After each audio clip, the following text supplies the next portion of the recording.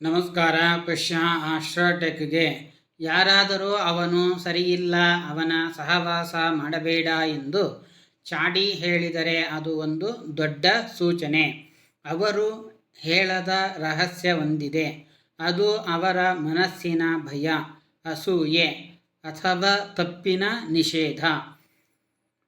ಚಾಡಿ ಮಾತಿನ ಹಿಂದಿನ ಮನೋವಿಜ್ಞಾನ, ನಿಜವಾದ ವ್ಯಕ್ತಿಯನ್ನು ಹೇಗೆ ಗುರುತಿಸಬೇಕು, ನಕಾರಾತ್ಮಕ ಪ್ರಭಾವದಿಂದ ಹೇಗೆ ದೂರ ಇರಬೇಕು, ನಿಜ ಅರಿಯಲು ಕಣ್ಣು ತೆರೆ, ಚಾಡಿಯ ಮಾತು ಕೇಳಬೇಡ.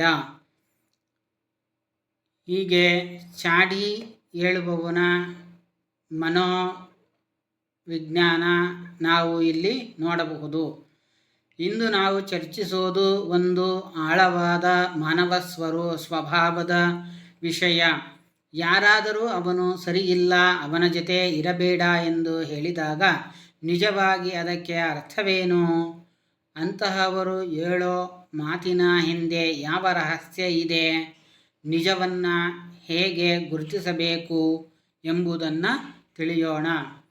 ಒಬ್ಬ ವ್ಯಕ್ತಿ ಇತರರ ಬಗ್ಗೆ ಚಾಡಿ ಹೇಳುವುದರ ಹಿಂದೆ ಎರಡು ಕಾರಣಗಳು ಇರುತ್ತವೆ. ಅಸೂಯೆ, ಅಂದರೆ ಅವರಲ್ಲಿ ಇರುವ ಗುಣ ಅಥವಾ ಯಶಸ್ಸು ತಾವು ಹೊಂದಿಲ್ಲದಿದ್ದಾಗ. ಎರಡನೆಯದು ಭಯ, ಆ ವ್ಯಕ್ತಿಯ ನಿಜ ಅರಿವಿಗೆ ಬರುತ್ತಿದ್ದಾನೆ ಎನ್ನುವ ಭಾವನೆ. ಅವರು ಇತರರ ಕಣ್ಣುಗಳಲ್ಲಿ ಆ ವ್ಯಕ್ತಿಯ ಚಿತ್ರವನ್ನು ಕೆಡಿಸಲು ಪ್ರಯತ್ನಿಸುತ್ತಾರೆ. ಆದರೆ ಸತ್ಯ ಯಾವಾಗಲೂ ಬೆಳಕಿನಂತೆ ತಾನೇ ಹೊರಬರುತ್ತದೆ.